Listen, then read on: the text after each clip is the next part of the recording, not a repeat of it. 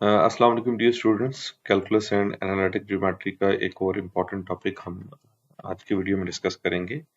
वो है equation of tangent plane and normal line. तो इसमें दो चीज़ें हैं जो हमने फाइंड करनी है। एक तो ये है टेंजेंट प्लेन है जो हमने फाइंड करनी है, और दूसरा नॉर्मल लाइन है।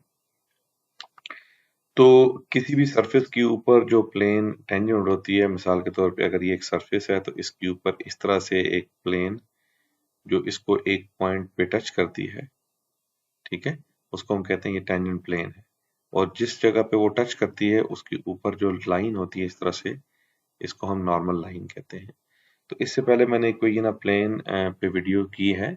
इक्वेशन ऑफ प्लेन हमारे पास क्या होती है, वो होती है a x minus X not plus b y minus y not plus c z minus z not equals to 0। और ये जो x not y not z not होता है, ये गिवन पॉइंट होता है, और ये A I plus B J plus C के जो होता है, ये हमारे पास एक वेक्टर होता है जो नॉर्मल टू प्लेन होता है। ठीक है, तो हमें इसका मतलब है इक्वेशन ऑफ प्लेन फाइंड करने के लिए क्या चाहिए, X not Y not ji not और साथ ए बी सी की वैल्यू चाहिए। ठीक है, तो ये कोई भी प्लेन है, ये उसकी इक्वेशन है। टेंजेंट प्लेन एक खास किस्म की प्लेन होती है। सपोज हमारे पास एक सरफेस है f of x y z equals to constant. इसके ऊपर जब मैं टेंजेंट प्लेन फाइंड करना चाहूंगा तो उसकी भी इक्वेशन वही होगी a into x minus X not, क्योंकि टेंजेंट प्लेन भी जाहिर है एक प्लेन है, तो उसकी इक्वेशन वही होगी जो इक्वेशन ऑफ प्लेन है। ठीक है, लेकिन उसमें जो ए बी सी की वैल्यू है वो हम जो है वो इस फंक्शन के थ्रू कैलकुलेट करेंगे जो सरफेस का फंक्शन है। तो वो मैं एक्सप्लेन करता हूँ, z minus Z not equal to 0 आ जाएगा। और यहाँ जो a है वो हमारे पास है F x at x not Y not ji not, यानी जो हमें F of x Y ji given होगा, ठीक है, उसका हम पार्शियल डेरिवेटिव लेंगे विद रिस्पेक्ट टू एक्स, और फिर उसमें जब पॉइंट पुट कर देंगे तो हमें a मिल जाएगा। इसी तरह जो b है वो हमारे पास क्या होता है, वो होता है F Y X not Y not ji not, और जो c होता है वो हमारे पास क्या आ जाता है, F Z X not Y not ji not. असल में होता ये है कि हमारे पास F X I plus F Y J और एफ जी के जो है, ये हमारे पास ग्रेडियंट वेक्टर्स होते हैं, ग्रेडियंट ऑफ एफ जो होता है। और ग्रेडियंट ऑफ एफ जो है वो एफ के ऊपर क्या होता है, वो नॉर्मल होता है।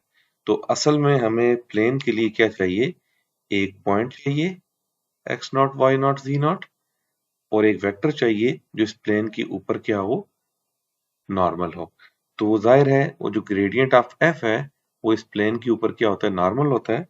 तो हम सिंपली क्या करते हैं, हम एफ एक्स कैलकुलेट करते हैं, एफ वाई कैलकुलेट करते हैं, एफ जी कैलकुलेट करते हैं, और उससे हमें क्या मिल जाता है, ए बी और सी, और उनको फिर हम इस इक्वेशन में पुट कर देते हैं, तो हमें इक्वेशन ऑफ टेंजेंट प्लेन मिल जाती है। ठीक है, इसी तरह जो हमारे पास दूसरा है वो है इक्वेशन ऑफ नॉर्मल लाइन।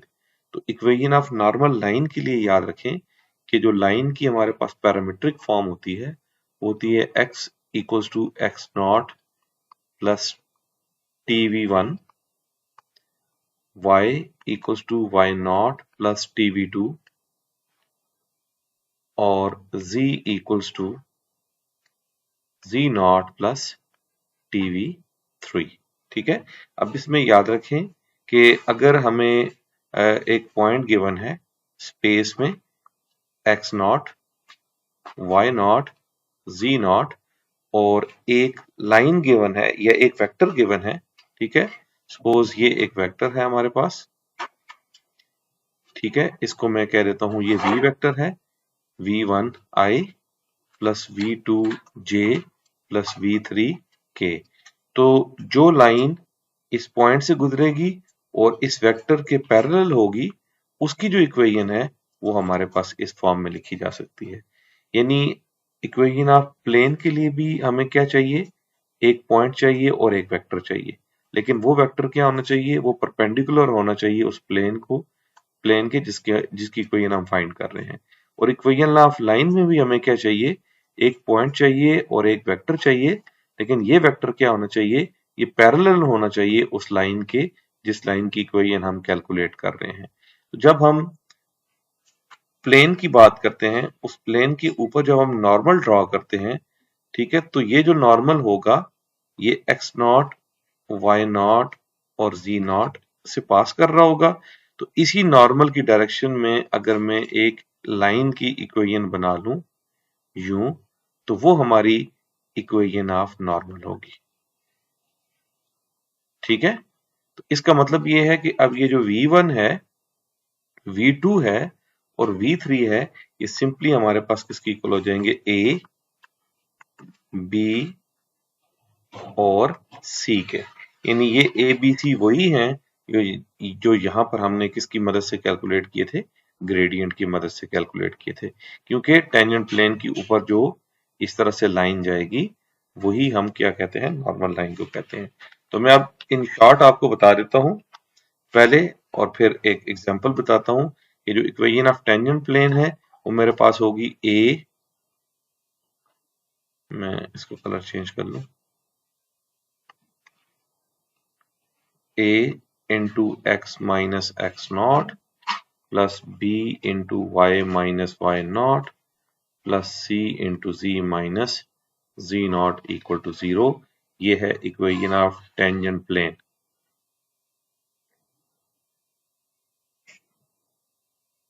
ठीक है, और इक्वेशन ऑफ नॉर्मल लाइन जो है वो मेरे पास क्या होगी, वो होगी x equals to x naught plus at, y equals to y naught plus bt और z equals to z naught plus ct। और a ये होगा f x at x not Y not ji not, और b क्या होगा, f y at x not Y not ji not, और c क्या होगा, वो एफ जी होगा at x not Y not ji not. तो अब ये सारा प्रोसेस जो है मैं एक एग्जांपल की मदद से एक्सप्लेन करता हूँ। इसमें ये याद रखिएगा कि जो भी आपको f of x Y ji given हो, उसके जितने भी वेरिएबल्स हैं उनको आप क्या करेंगे, एक साइड पे करेंगे। ठीक है, और दूसरी साइड पे क्या होना चाहिए, कांस्टेंट होना चाहिए।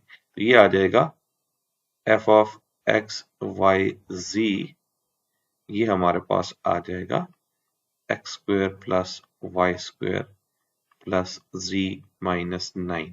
ठीक है, अब ये -9 इस तरफ भी लाया जा सकता है और -9 इस तरफ भी रखा जा सकता है, लेकिन एक बात याद रखिएगा कि वेरिएबल जो है वो हम राइट साइड पे नहीं छोड़ेंगे, वो सारे के सारे हम लेफ्ट साइड पे लाएंगे। अब ये जो फंक्शन आ गया है, मैंने क्या कैलकुलेट करना है, सबसे पहले ए बी सी की वैल्यू कैलकुलेट करनी है और उसके लिए मुझे एफ एक्स चाहिए। तो एफ एक्स जो होगा वो इस फंक्शन का एक्स के लिहाज से पार्शियल डेरिवेटिव होगा।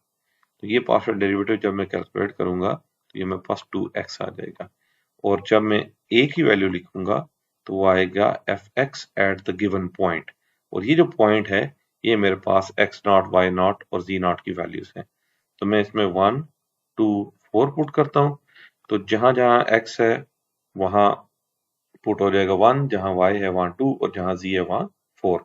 तो अब इसमें सिर्फ है ही x, तो ये 2 into 1 equals to 2 आ जाएगा। तो a की वैल्यू मेरे पास आ गई है, b की वैल्यू मैं कैलकुलेट करूंगा तो वो आ जाएगा एफ वाई। ठीक है, तो एफ वाई, बल्कि मैं पहले एफ वाई कैलकुलेट कर लेता हूँ फिर b की वैल्यू कैलकुलेट करता हूँ। तो यहाँ मेरे पास एफ वाई आएगा, तो एफ वाई वुड बी, मैं डायरेक्टली इसका जो है ना डेरिवेटिव ले लेता हूँ। सबसे पहले एक्सप्लेन कर देता हूँ, X square plus Y square plus Z minus 9, और इसका डेरिवेटिव लेना है विद रिस्पेक्ट टू y। तो इसमें ये कांस्टेंट 0, ये 0, ये 0, इसका डेरिवेटिव 2y आ जाएगा, और एफ वाई एट 1 2 4 जो है ये मेरे पास आ जाएगा b। तो b की वैल्यू जो है वो मेरे पास आ जाएगी 2 × 2 दैट इज इक्वल टू 4। इसी तरह जो है मैं वो कैलकुलेट कर लेता हूँ c। ठीक है, तो c के लिए मैं यहाँ पे लिख लेता हूँ, ये मेरे पास आ जाएगा fg मैं डायरेक्टली कर लेता हूँ तो वो मेरे पास आ जाएगा 1। ठीक है, तो इसी तरह जो c है वो आ जाएगा fg ऑफ 1 2 4। अब कहीं इसमें एक्स वाई होता तो मैं उसमें वैल्यू पुट कर देता, नहीं है तो इसमें जो मर्जी वैल्यू पुट करें आंसर 1 ही आएगा। तो इसका मतलब है मेरे पास a की वैल्यू 2 आ गई, b की वैल्यू 4 आ गई और c की वैल्यू 1 आ गई। तो मैं यहाँ दोबारा लिख लेता हूँ, a की वैल्यू है मेरे पास 2, b की वैल्यू मेरे पास है 4 और c की वैल्यू है मेरे पास 1। तो अब मैं इक्वेशन ऑफ टेंजेंट प्लेन लिखता हूँ।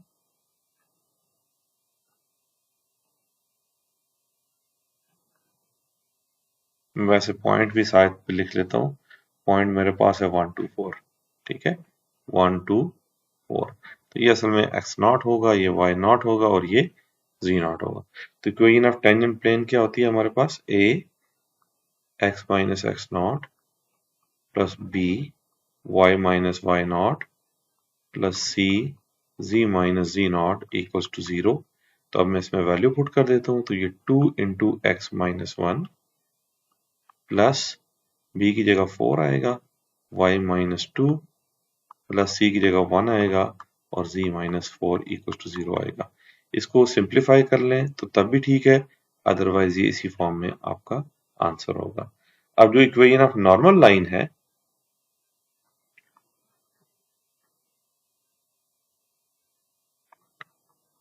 वो मेरे पास किसकी इक्वल थी, x equals to x0 plus 80, y equals to y0 plus bt और z equals to z0 plus ct।